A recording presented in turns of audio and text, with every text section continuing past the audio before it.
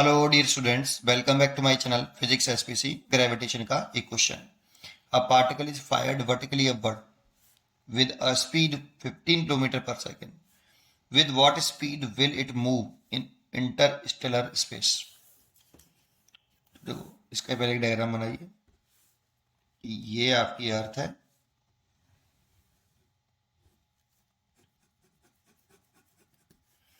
और अर्थ के सरफेस से ये इसकी रेडियस हो गई। यहां से एक बॉडी को सरफेस से एक वेलोसिटी से थ्रो किया जा रहा है। ये वेलोसिटी रखी है 15 किलोमीटर पर सेकेंड। तो ये एस के स्पीड से ज़्यादा है। जैसा कि हम जानते हैं कि अर्थ के सरफेस से,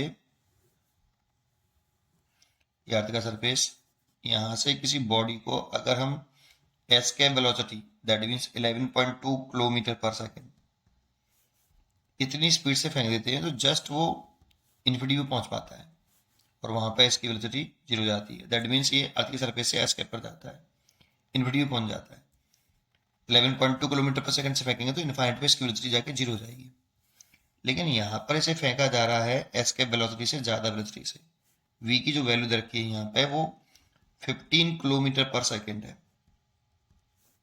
इसका मतलब ये इनफाइनाइट पे पहुंच जाएगा ना, तो वहां पर इसकी स्पीड जो होगी वो जीरो नहीं होगी। तो फिर इसी को बोल रहे हैं speed what speed will it move in interstellar space. तो इस जगह पे इसकी स्पीड कितनी होगी ये हमसे पूछा है। तो ये मत सोचना कि यहाँ पे 15 है ना, और यहाँ से 11.2 किलोमीटर पर सेकंड हमने दी, उससे 15 दे रखे हैं तो ज़्यादा दे रखी है। ये इन्फिनिटी पहुंचता है इतने से, तो 15 में से 11 घटा दो तो बचे 4, या 15 में से 11 घटा देंगे हम तो जो आंसर आएगा वो उसका आंसर हो जाएगा। ऐसा मत सोचना, ठीक है। तो कैसे करना है?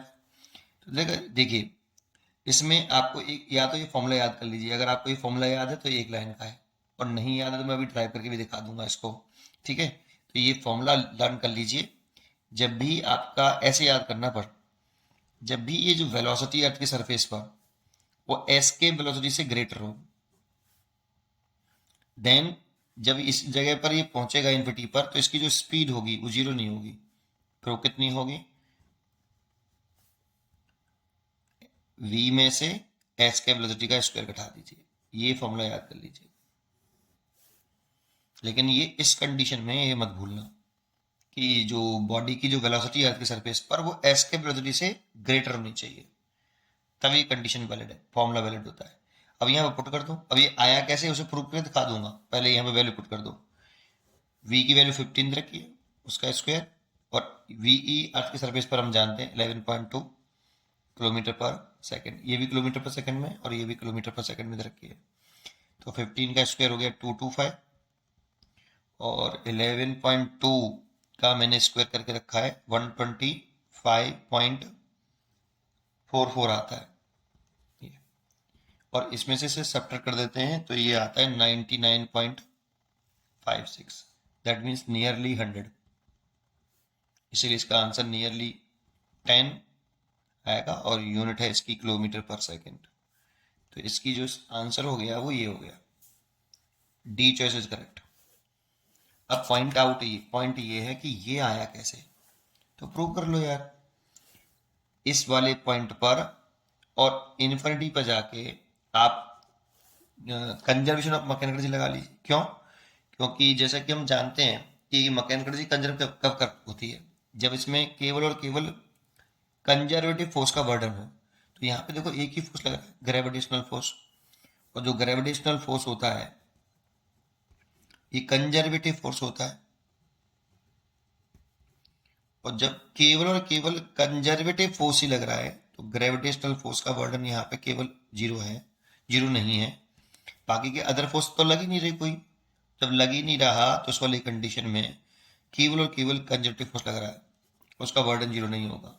इसे इस सिचुएशन में जब केवल और केवल कंजर्वेटिव फोर्स का बर्डन जीरो ना हो, बाकी के जितने भी फोर्सेस हैं उनका सबका बर्डन जीरो हो, तो मैकेनिकल एनर्जी कंजर्व रहती है। दैट मीन्स कांस्टेंट रहती है। इसीलिए आप मैकेनिकल एनर्जी लगा लीजिए ए पॉइंट पर और इन पॉइंट कांस्टेंट कर लीजिए, तो kinetic energy at point A plus gravitational potential energy at point A, kinetic energy at infinity plus gravitational potential energy at infinite.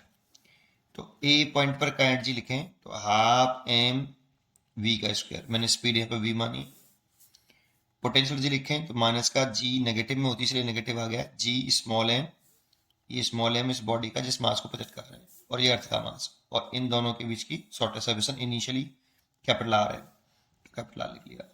Infinity पे जाके इसकी स्पीड जो है बॉडी की वो जीरो नहीं हुई है, कितनी हो गई, हाफ एम वी डैश का स्क्वायर। लेकिन पोटेंशियल एनर्जी लिखेंगे तो G capital M small M, ये इन्फिनिटी, तो ये वाला पोर्शन तो जीरो हो जाएगा। अब देखो स्मॉल एम कॉमन लेके मैं यहाँ से काट सकता हूँ। एक काम करिए, इस पूरे में 2 का मल्टीप्लाई कर लीजिए आप, ऊपर न्यूमरेटर में बोथ साइड में 2 का मल्टीप्लाई कर दो। तो इस साइड में अगर मैं 2 का मल्टीप्लाई करूंगा तो ये वी स्क्वायर हो जाएगा, माइनस इसमें 2 का मल्टीप्लाई करूंगा तो 2gm/r हो जाएगा, और इसमें 2 का मल्टीप्लाई करूंगा, बोथ साइड में 2 का मल्टीप्लाई किया मैंने, वी डैश का स्क्वायर हो जाएगा।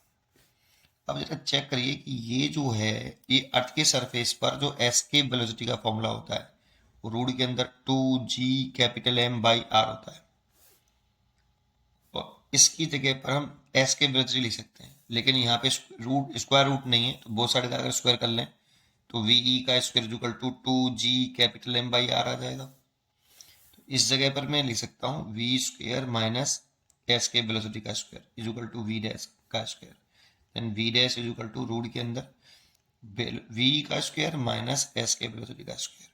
लेकिन ये फॉर्मूला तभी लगाना जब अर्थ के सरफेस पर जो बॉडी की वेलोसिटी है ना, वो एस के वेलोसिटी से ग्रेटर हो,